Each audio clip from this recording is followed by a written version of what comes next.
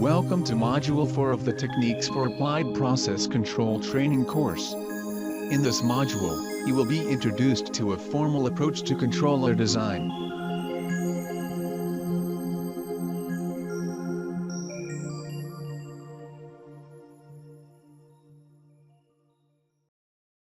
This training course contains a vocal narrative supplemented by on-screen texts and graphics. Please ensure your speakers are functioning. For the best visual presentation, please make certain your monitor display settings are set to 1280 by 768 or greater. This module introduces a formal approach to controller design. After this section, you should learn how to define good process data, be able to recognize the different forms of bump tests, develop skill in FOPDT modeling of setpoint-driven closed-loop data, and understand why disturbance-driven data should not be modeled. Whether you're fitting a model to process test data, for controller tuning, for process simulation, or for developing models for advanced strategies, such as feed-forward, or the Smith predictor, the answer to all 5 of the upcoming questions about your data should be yes. Ultimately, it is your responsibility to consider all 5 of these steps to ensure success. The first question that every good operator or engineer asks him or herself when designing for a process is this: was the process at steady state before and after both testing and data collection started? Suppose a controller output change forces a dynamic response in a process, but the data file only includes a portion of the response, without showing the actual steady-state conditions. It is possible to fit a model to this data, but the model will account for an unseen invisible force. This model will not be descriptive of your actual process and hence of little value for control. To avoid this problem, it is important that data collection begin after a steady state is evident and prior to dynamic testing. This will allow the resulting model to properly account for all process variations.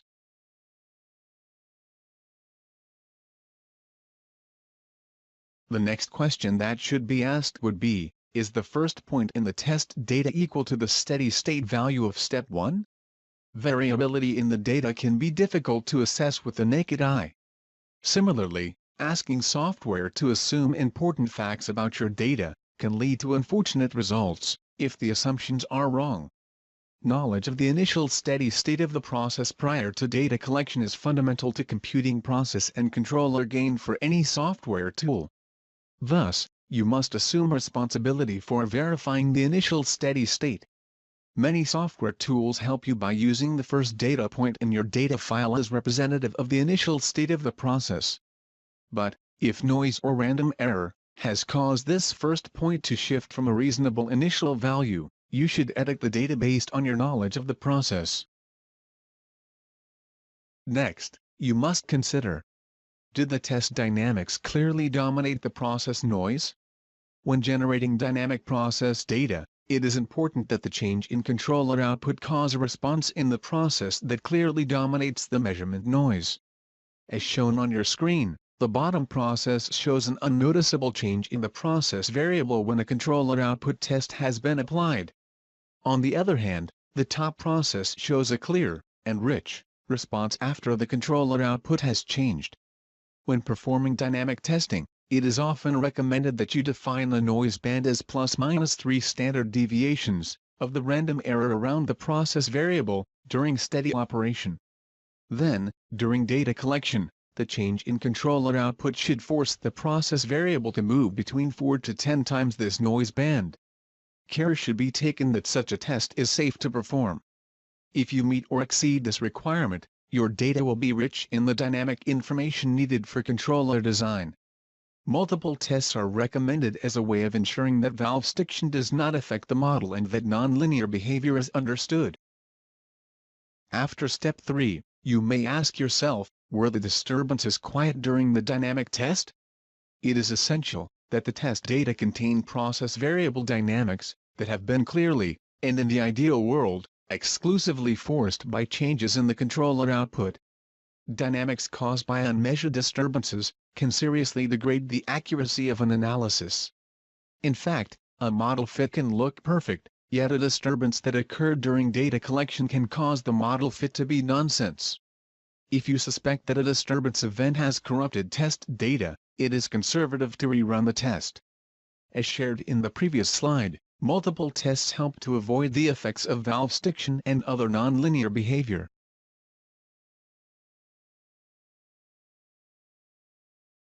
The final question to be asked is, did the model fit appear to visually approximate the data plot? This is perhaps the easiest of the steps because most design tools will display a plot that shows the model fit on top of the data. If the two lines don't look similar, then the model fit is suspect. Of course, as discussed in step 4, if the data has been corrupted by unmeasured disturbances, the model fit can look great yet the usefulness of the analysis can be compromised.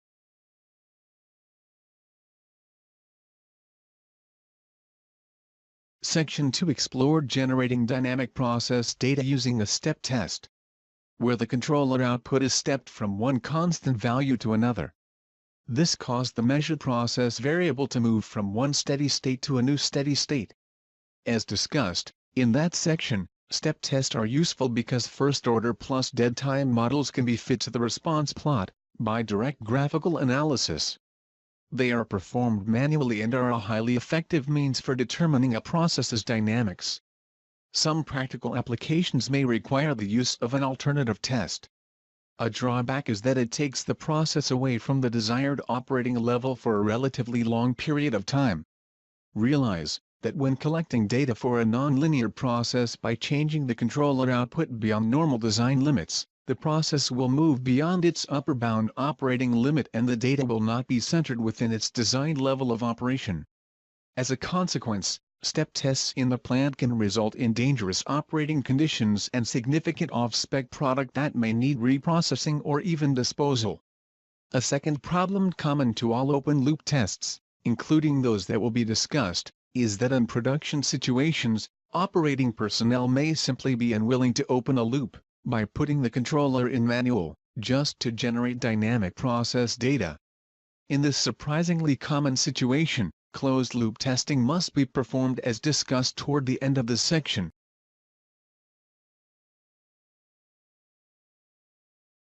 Popular open-loop experiments used to generate dynamic process data beyond the step test include the pulse, doublet and pseudo-random binary sequence or PRBS tests. The manual model fitting techniques demonstrated in this training require step tests in manual mode. Unlike the step test, model parameters cannot be fit by a simple graphical analysis of the process response plots from these tests. A pulse test, shown in the figure on your screen, can be thought of as two-step tests performed in rapid succession.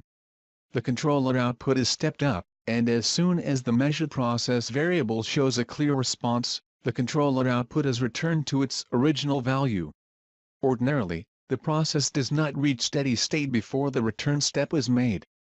Pulse tests have the desirable feature of starting from, and returning to, an initial steady state. Unfortunately, they only generate data on one side of the steady state, which presumably is the design level of operation, and this is not best practice when nonlinear processes are being studied. A doublet test, shown in the figure on your screen, is two pulse tests performed in rapid succession, and in opposite directions. The second pulse is implemented as soon as the process had shown a clear response to the first pulse. The process does not ordinarily respond to steady state for either pulse. The doublet test offers several benefits, including starting from, and returning reasonably quickly to, the design level of operation, producing data both above and below the design level, and having a relatively small maximum deviation in the measured process variable from the initial steady state, thus minimizing off-spec production. For these reasons, many industrial practitioners find the doublet test the preferred method of generating open-loop dynamic process data. Like the pulse test, the doublet requires use of software. A pseudo-random binary sequence, or PRBS test, shown in the figure on your screen, is characterized by a sequence of controller output pulses that are uniform in amplitude, alternating in direction, and of random duration. The word pseudo is in the name, because true random behavior is a theoretical concept that is unattainable by a computer algorithm. Thus, in practice, approximate, or pseudo-randomness, using a random number generator, must suffice for determining the duration of each pulse. The PRBS test permits generation of useful dynamic process data, while causing the smallest maximum deviation in the measured process variable from the initial steady state. Since this implies a minimum of off-spec production, PRBS, in theory, is the most desirable of the open-loop methods. Unfortunately, proper PRBS experiment design presents practical difficulties that often counterbalance this benefit. PRBS experiment design requires specification of several characteristics of the controller output signal trace, including the controller output initial value, pulse amplitude, average pulse duration, and standard deviation of the random change in pulse duration around this average. The length of the experiment itself must be specific. Since an optimum experiment design required knowledge of the process gain, time constant, and dead time, the very values you are performing the experiment to determine, the design logic becomes somewhat circular. If you ultimately perform the experiment a number of times in a search of a best test, you may well have been better off simply performing the quick and practical doublet test.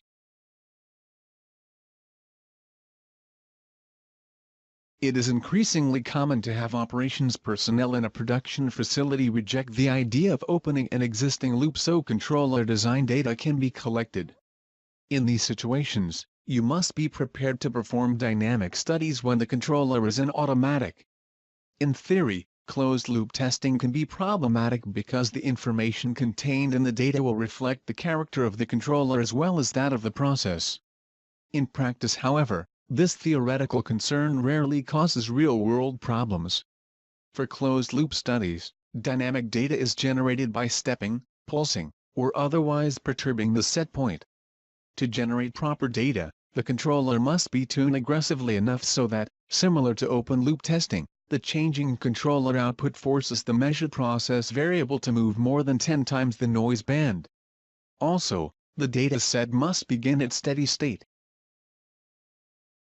When your goal is controller design and tuning, a FOPDT model should be fit so that the popular controller tuning correlations and design rules of thumb can be exploited. The IMC tuning correlations can be applied when tuning manually. The correlations are a feature within the controller tuning tool of many modeling software products.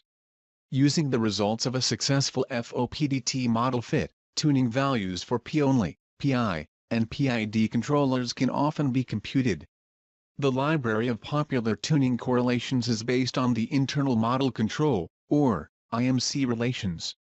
These are an extension of the popular lambda tuning correlations and include the added sophistication of directly accounting for delay time in the tuning computations.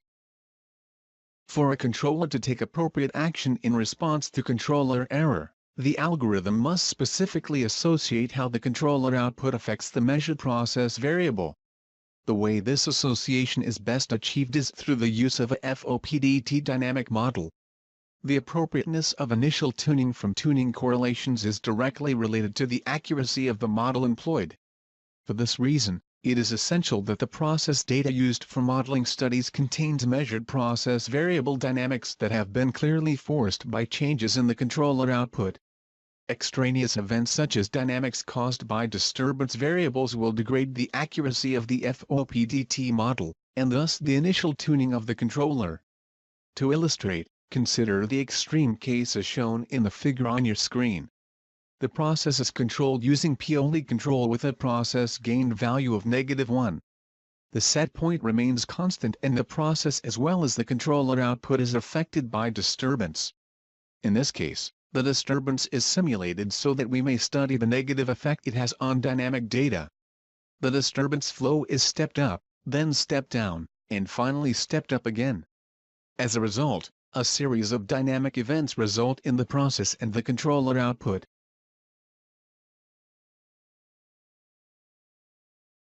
The resulting FOPDT model matches the contours of the underlying process data, suggesting that the model accurately represents the data. However, a table comparing the results of the disturbance-driven FOPDT model with a proper model highlights several critical differences. As the table shows, each of the FOPDT model parameters is incorrect. Additionally, the value of the steady-state process gain is listed with the wrong sign. It is important to be aware that open-loop data can also be corrupted by disturbance events. If a disturbance significant enough to influence the measured process variable is suspected during testing, then a repeat of the test should be performed.